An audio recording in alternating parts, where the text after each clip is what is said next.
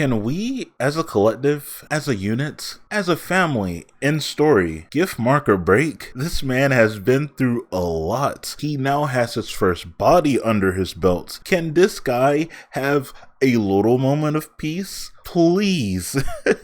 Me talking like that does let you guys know that yes, I have now finished the final episode of season 2, and man oh man, did a lot happen within here. I was going back and forth with titles. It was either going to be Invincible versus Angstrom Levy, or it was going to be Please, for the love of God, give Mark a break, or some sort of variation of that. And I think I'm going with the latter instead of the former, because this guy just needs a break. Genuinely, he just needs a break from all of this stuff that's happening to him. This whole journey of season 2, especially the first half of season 2, has been about the effects of what happened during the Omni-Man fight. People rebuilding, people still suffering, Debbie still trying to come to some sort of a understanding and acceptance of what happened, Mark also trying to do that himself. All of the effects of season 1 are taking a toll on everybody within season 2. And I do like that when things kind of continue like that as a series, because sometimes they defeat the bad guy and we're just living in peace now.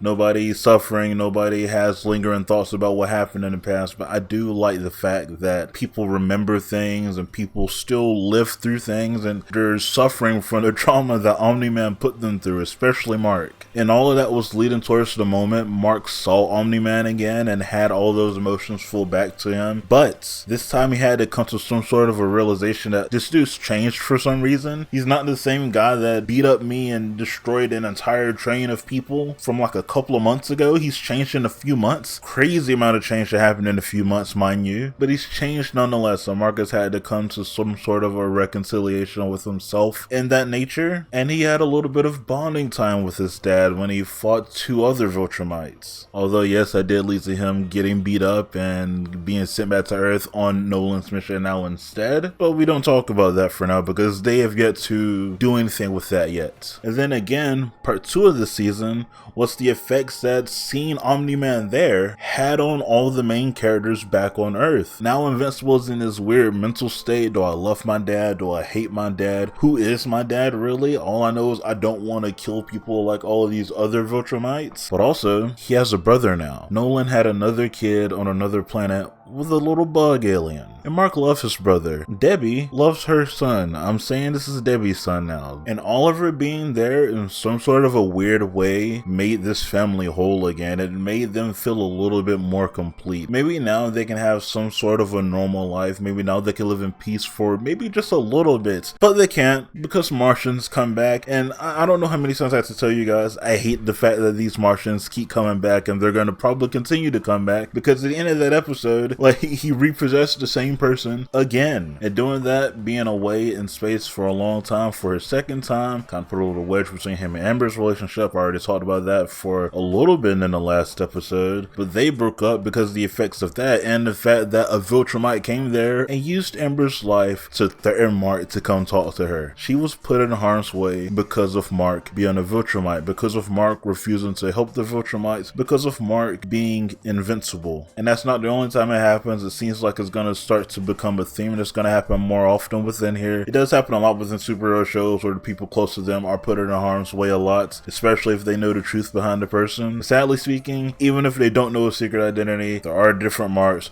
across different dimensions, and the one person who can hop through dimensions just happens to have it out for Invincible, just wants to kill him because a couple of Invincibles and a couple of other dimensions just are evil. Almost every Invincible in every dimension is evil, except for this one. This is the only outlier of Invincible that isn't evil. But Angstrom Levy does not care. He really doesn't.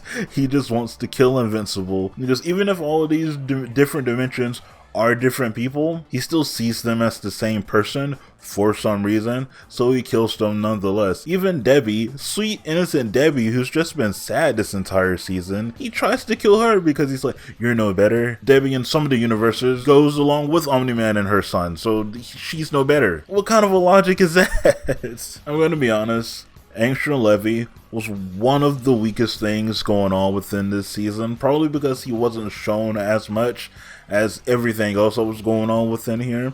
He was shown in the first episode and in the last episode and maybe in a couple of post-credit scenes, but that's about it. He was really in the background this entire time, killing different Invincibles in different dimensions, yada yada yada. In a moment, he finally has a chance to fight Invincible. He does it. He breaks Debbie's arm. You know, he tries to throw Oliver around. He's toying with Mark, throwing him in different dimensions, softening him up, and he's like, yep, the scientists have improved my body. I'm now as strong as you. And Invincible's like, oh, okay, cool. That means I can stop holding back. And Mark kills him. His first body. And now he has to struggle with the fact that he's killed somebody. Is he no better than the other Viltrumites? Is he no better than his father? Maybe he's a bad guy after all. Who knows? Bad guys kill, right? Good guys don't kill. Good guys should be more apt to lock people up rather than kill them, right? Oh, and by the way, I did skip over the dimensional hopping a little bit. I did want to say I did like some of the dimensions he went to. He went to Batman's universe in one of them. He went to the Walking Dead universe in one. And he spoke with Legally Distinct Spider-Man and Professor Ock in the other. Those were at least the ones I could recognize. There were probably a little bit more, but those were the ones I recognized, and I thought that was fun and funny. Mark can never have it easy. I'm starting to think they kind of took a lot of aspects from a lot of different superheroes, because the Viltrumites obviously are very similar to the Kryptonians and like the Superman and stuff, but I also think there was a lot of inspiration from like the Spider-Man comics, because like sometimes the Spider-Man comics can feel like a lot of like torture stuff for Peter. You know, Peter can't have a happy life. He can only suffer. He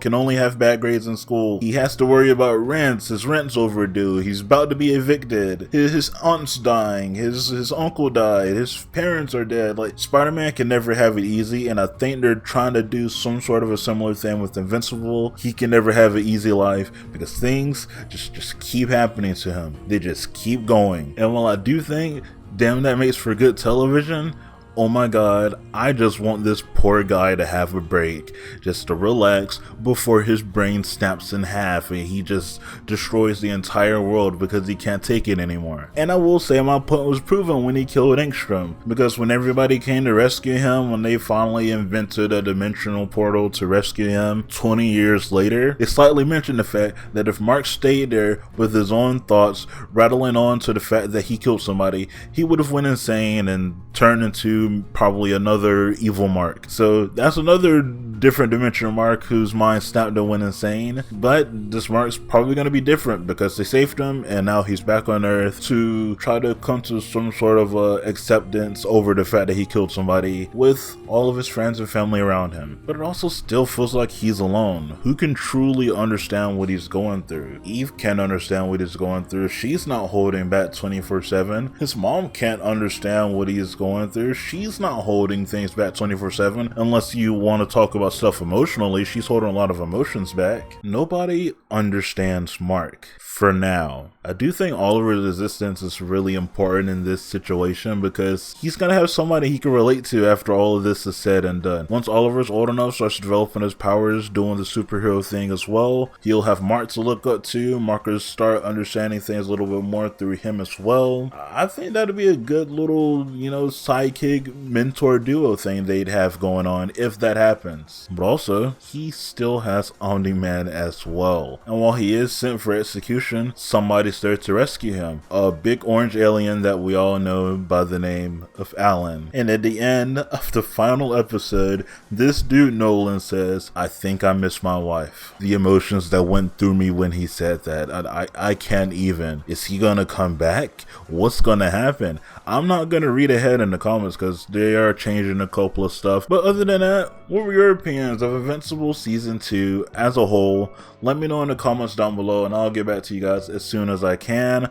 I'm very excited for Season 3. I don't know what that's going to be about. It's probably going to be about this Egyptian guy that popped up at the end. I really hope not. I'm assuming he's going to be like an Angstrom Levy kind of guy in the first episode, and the last episode is going to be about him. That's really about it. Maybe it's besides a couple of post-credit scenes. I really don't care about this enemy. I'm caring about the Viltrumites. I'm caring about like Mark and Amber and Eve and Rex. But yeah, leave your opinions down below and I'll get back to those as soon as I can. Okay, goodbye.